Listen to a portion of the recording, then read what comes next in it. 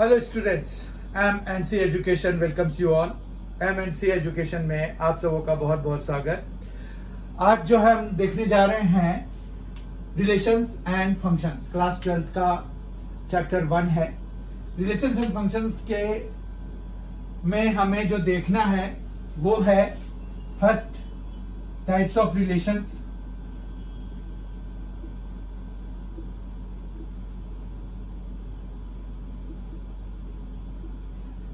Second जो हमें देखना है वो है types of functions,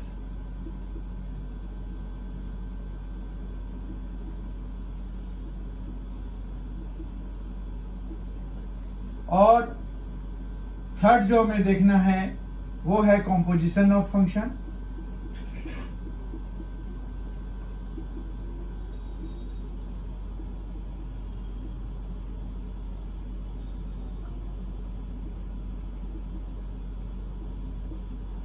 composition of two functions, और फिर लास्ट में हमें देखना है invertible function.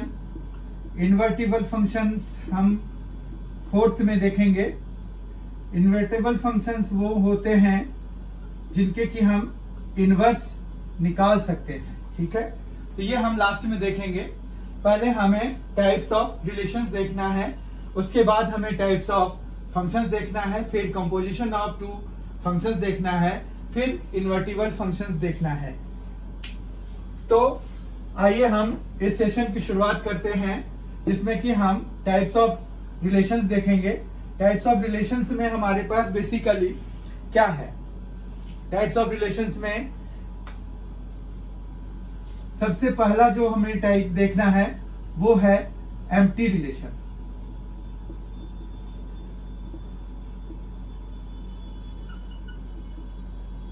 Empty relation as name suggest, इसमें कुछ होगा नहीं, कोई एलिमेंट नहीं होगा। हमें पता है कि how we define a relation. Relation is defined on the Cartesian product of two sets और same set, Cartesian product of a set with itself.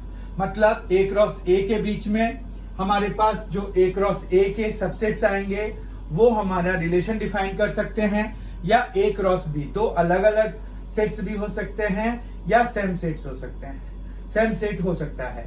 अगर हमारे पास मान रखिए कि सेम सेट है तो हम उसको ऑन दैट सेट लिखते हैं। जैसे ए क्रॉस ए पर अगर कोई रिलेशन डिफाइंड है तो हम जो है उसको लिखते हैं रिलेशन डिफाइंड ऑन सेट ए, ठीक है। तो इस तरह से थोड़ा बोलने का भी तरीका बदल जाता है।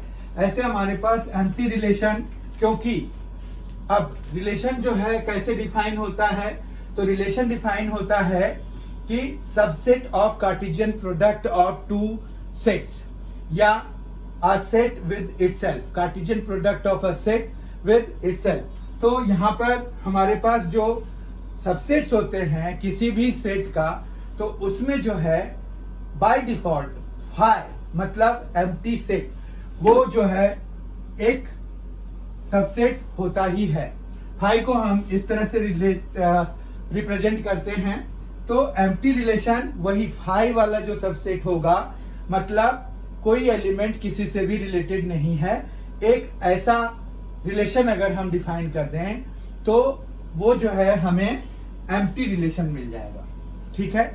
तो जैसे एग्जाम्पल के तौर पर एनसीईआरटी में बहुत अच्छा एक एग्जाम्पल दिया हुआ है कि हम जो है किसी गर्ल स्कूल को कंसीडर कर लें और वहां पर हम एक रिलेशन बना दें कि टू स्टूडेंट्स हम वहां से सेलेक्ट करें और वो भाई ब्रदर्स हों। तो ऑब्वियस सी बात है कि अगर गर्ल स्कूल है तो उसमें ब्रदर कैसे हो सकते हैं, तो वो जो है एम्प्टी रिलेशन हो जाएगा, ठीक है। तो एम्प्टी रिलेशन को हम इस तरह से डिफाइन करते हैं जिसमें कि कोई भी एलिमेंट ना हो। दूसरा रिलेशन का जो टाइप है वो है यूनिवर्सल रिलेशन। यूनिवर्सल क्या होता है? यूनिवर्सल रिलेशन वैसा रिलेशन होगा जिसमें कि ये जो रिलेशन है वो जिसके भी कार्टेशियन प्रोडक्ट पे डिफाइंड होगा, वो सारा ही मतलब A क्रॉस B है या A क्रॉस A है, तो उसके सारे ही एलिमेंट्स इस रिलेशन में आ रहे होंगे। फिर से एनसीईआरटी पे जाएं अगर, तो हमें पता चलता है कि वहां पर एक एग्जाम्पल दिया हुआ है कि एक स्कूल में अगर हम एक रिलेशन ऐसा डिफाइन कर लें कि 2 स्टूडेंट्स को हमने सेलेक्ट किया और उनके हाइट्स का जो डिफरेंस है वो 3 फीट से 6 फीट से ज्यादा है। 6 फीट से अगर हाइट का डिफरेंस ज्यादा रख लेंगे तो हमारे पास कोई भी नहीं आएगा। लेकिन अगर हम 6 फीट से difference between those 2 selected students, difference of Heights of those 2 students जो हमने रिलेशन में रखना है, अगर लेस देन 6 फीट रखेंगे तो सारे ही स्टूडेंट्स उस रिलेशन में आ जाएंगे। तो इसका मतलब ये हो गया कि each student will be related to other student there, मतलब सारे ही स्टूडेंट्स आपस में एक दूसरे से रिलेटेड होंगे और इस तरह के रिलेशन को हम यूनिवर्सल रिलेशन का नाम देते हैं। तो यूनिवर्सल में क्या हुआ कि वो पूरा A क्रॉस A है अगर, तो वो आ जाएगा, या फिर A क्रॉस B के सारे एलिमेंट्स ही आ जाएंगे। ठीक है, तो ये सेकेंड टाइप था यूनिवर्सल रिलेशन। तो ये दोनों एक्सट्रीम्स हैं कि जिसमें कोई एलिमेंट है ही नहीं तो उसको हम एम्प्टी रिलेशन कह देंगे, और जिसमें सारे ही एलिमेंट्स आ जाएंगे कार्टेशियन प्रोडक्ट के तो उसको हम जो है यूनिवर्सल रिलेशन कह देंगे। इन दोनों के अलावे भी हमारे पास 3 और तरह के रिलेशन हैं। तो हम सी देखते हैं। सी है हमारे पास रिफ्लेक्सिव रिलेशन।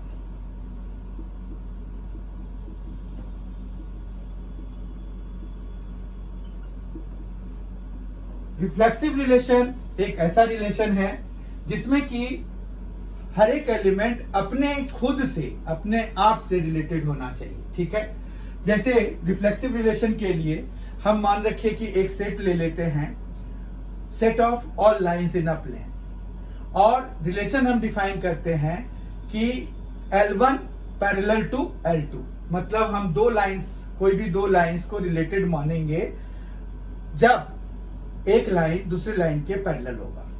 तो हमारे पास कोई भी लाइन खुद के पैरेलल होगा। क्यों? क्योंकि पैरेलल को हम कैसे डिफाइन करते हैं? पैरेलल को हम डिफाइन करते हैं कि उनके स्लोप्स बराबर होने चाहिए। तो अब कोई भी लाइन है तो उसका स्लोप खुद के बराबर तो होगा ही।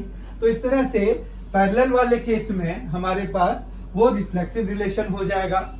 तो यहां पर क्या है कि इसको हम इस तरह से लेते हैं कि A should be belonging to, this is symbol for belonging to, ये हम 11th क्लास से ही करते आ रहे हैं। तो A बिलोंगिंग टू R, मतलब यहां पर सारे A जो है, मतलब कोई भी एलिमेंट लें वो खुद से रिलेटेड होना चाहिए, पहली बात।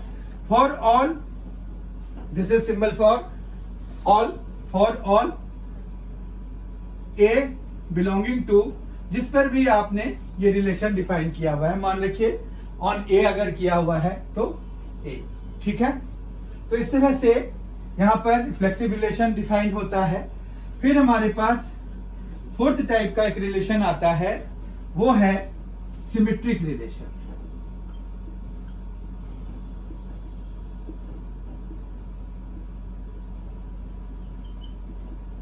सिमेट्रिक रिलेशन में क्या है? अब देखिए यहां पर क्या है कि A के सारे एलिमेंट्स आपस में रिलेटेड होने चाहिए। अब A में जैसे मान रखिए 10 एलिमेंट हैं तो 10 के डबलेट्स होने चाहिए उस रिलेशन में। अगर एक भी ऐसा है कि एक कोई एलिमेंट है जिसका कि डबलेट नहीं एग्जिस्ट कर रहा है, नहीं बिलोंग कर रहा है उस रिलेशन में, तो हम तत्काल ही कह देंगे कि ये रिफ्लेक्सिव रिलेशन नहीं है। ठीक है, जबकि सिमेट्रिक रिलेशन में ये कंडीशनल होता है। इसमें क्या कैसे चलते हैं? तो यहां पर AB एक पेयर लिया हमने, अगर R में बिलोंग कर रहा है और ये इंप्लाई कर रहा है कि BA भी R में बिलोंग कर रहा है, तो हम ऐसे रिलेशन को सिमेट्रिक रिलेशन कहेंगे। अब जैसे लास्ट हमने रिफ्लेक्सिव वाले में एग्जांपल लिया था कि कोई भी दो लाइंस हमने लिए पैरेलल वाले, ठीक है, तो यहां पर भी वो वैलिड होगा। अगर L1 कोई लाइन लेते हैं या A एक लाइन लिया, B एक दूसरी लाइन ली, तो हमारे पास जो है, अगर ऐसा है कि A पैरेलल टू B है, तो ऑब्वियस सी बात है कि B भी पैरेलल टू A होगा, तो ये सिमेट्रिक रिलेशन हो जाएगा। अगर हम पैरेलल की जगह पे परपेंडिकुलर ले लेंगे तो भी बात यही बनेगी, ठीक है। लेकिन अगर हम ये लें कि A is bigger than B, तो फिर बात नहीं बनेगी, क्योंकि A is bigger than B अगर रिलेशन ऐसा डिफाइन है, मतलब हम अगर लाइंस से थोड़ा बाहर निकल के ये सोचें कि हमारे पास स्टूडेंट्स हैं, उनके हाइट्स के बेसिस पर हमने एक रिलेशन बनाया है कि ये पेयर तभी वैलिड होगा, तभी वो रिलेशन में लाई करेगा जब यहां पर फर्स्ट वाला जो है सेकेंड वाले से बड़ा होगा इन हाइट। तो अगर A बिगर देन B है या टॉलर देन B है, तो B जो है स्मॉलर देन A हो जाएगा, यानी कि उस केस में सिमेट्रिक नहीं हो पाएगा, ठीक है। तो ये कंडीशनल होता है। अब एक सिचुएशन समझिए जहां पर कि ये वैलिड नहीं है, मतलब इफ वाला कंडीशन वैलिड नहीं है। अगर ऐसा होता है तो सारे पेयर के लिए अगर ऐसा होता है कि कोई भी ऐसा पेयर उस रिलेशन में एग्जिस्ट ही ना कर रहा हो जिसमें कि A B मतलब दो अलग अलग पेयर हों, मतलब दो अलग अलग मेंबर्स हों, दो अलग अलग एलिमेंट्स हों, तो हम बाय डिफॉल्ट उसको सिमेट्रिक मान लेते हैं, ठीक है। अभी हम एक एग्जांपल से देख लेंगे कि जैसे मान रखिए कि हमने एक A सेट लिया है और यहाँ पर 1 2 दो ही एलिमेंट्स हमने लिए और एक रिलेशन हमने डिफाइन किया यहाँ पर कि 1 1 है बस। तो ये जो है आपका, अगर रिफ्लेक्सिव की बात करें तो ये रिफ्लेक्सिव नहीं है। क्यों? क्योंकि 1 और 2 दो एलिमेंट्स हैं, यहाँ पर 1 1 तो है पर 2 2 नहीं है, इसलिए ये रिफ्लेक्सिव नहीं हो पाएगा। जबकि सिमेट्रिक है ये, क्योंकि यहाँ पर जो अलग अलग मतलब 1 2 या 2 1 वाला कोई एलिमेंट एग्जिस्ट नहीं कर रहा है, तो by default we assume it to be symmetric relation, ठीक है। तो ये सिमेट्रिक रिलेशन हो जाएगा क्योंकि यहाँ पर 1 2 मतलब दो अलग अलग वाले एलिमेंट्स नहीं है। 1 1 है तो वो तो उल्टा भी कर देंगे, तो भी आप देखिए 1 1 में अगर आप ऑर्डर चेंज करेंगे तो भी आपके पास यही एलिमेंट मिलेगा, तो आपका ये सिमेट्रिक रिलेशन हो जाता है, ठीक है। फिर हमारे पास एक फिफ्थ टाइप का रिलेशन आता है, वो है ट्रांजिटिव रिलेशन।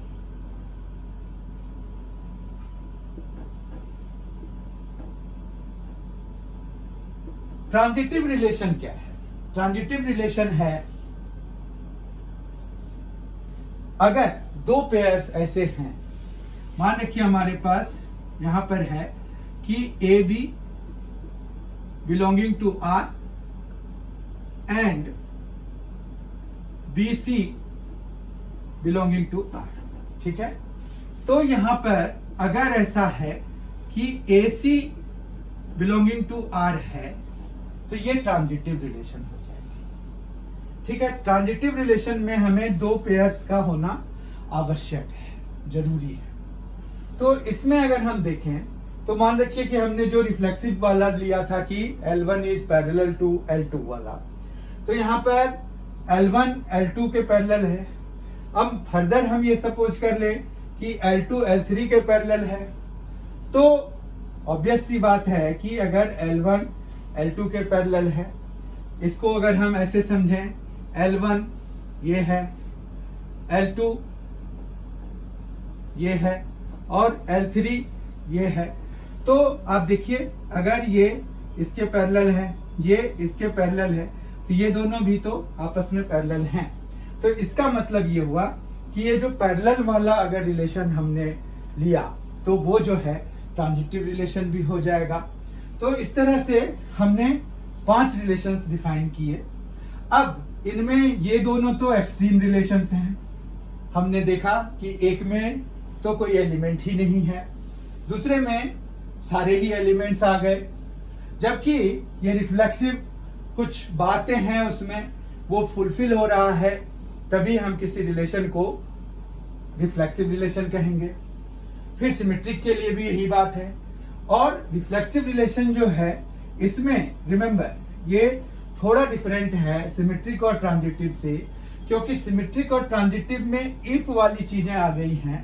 तो इफ वाली चीजों में एक चीज ये है कि अगर इफ वाले कंडीशंस वैलिड नहीं होते हैं तो हम उसको बाय डिफॉल्ट एज्यूम कर लेते हैं कि वो, जैसे सिमेट्रिक की बात करें तो AB अगर AB जैसे एलिमेंट्स नहीं थे यहां पर तो हमने क्या एज्यूम कर लिया कि वो सिमेट्रिक है।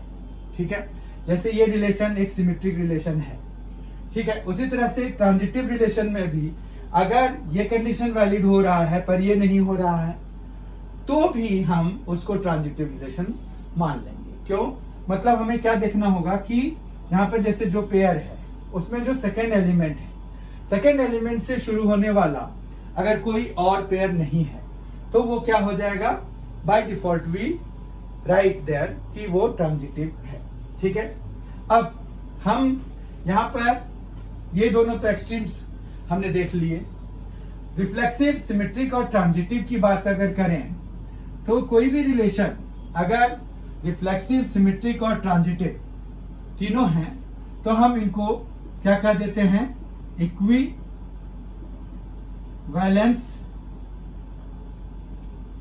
रिलेशन। ठीक है, इक्विवेलेंस रिलेशन के लिए हमें CDE वाली जो प्रॉपर्टी है या जो टाइप है उस तरह के फंक्शंस होने चाहिए, मतलब ये तीनों क्वालिटीज उसमें होनी चाहिए। तो वैसे रिलेशन को हम इक्विवेलेंस रिलेशन कह देते हैं। ठीक है, तो आज हमने टाइप्स ऑफ रिलेशन कवर किया। दूसरे सेशन में हम टाइप्स ऑफ फंक्शंस कवर करेंगे। टाइप्स ऑफ फंक्शंस कवर होंगे, उसके बाद हम कंपोजिशन ऑफ 2 फंक्शंस कवर करेंगे और फिर हम इन्वर्टिबल फंक्शंस देखेंगे। 1-1 एक टाइप ऑफ फंक्शन है, ऑन-टू एक टाइप ऑफ फंक्शन है। 1-1 फंक्शन को इंजेक्टिव भी कहते हैं, ऑन-टू फंक्शन को सर्जेक्टिव कहते हैं। जब कोई फंक्शन 1-1 और ऑन-टू दोनों होते हैं तो उनको हम बाइजेक्टिव फंक्शन कहते हैं। ये सारी चीजें हम अगले सेशन में देखेंगे। तब तक के लिए thank you so much for being with us. जिन्होंने सब्सक्राइब नहीं किया है MNC एजुकेशन को, please do so and press the bell icon so that you get all the notifications of upcoming videos. Thank you so much, thanks a lot.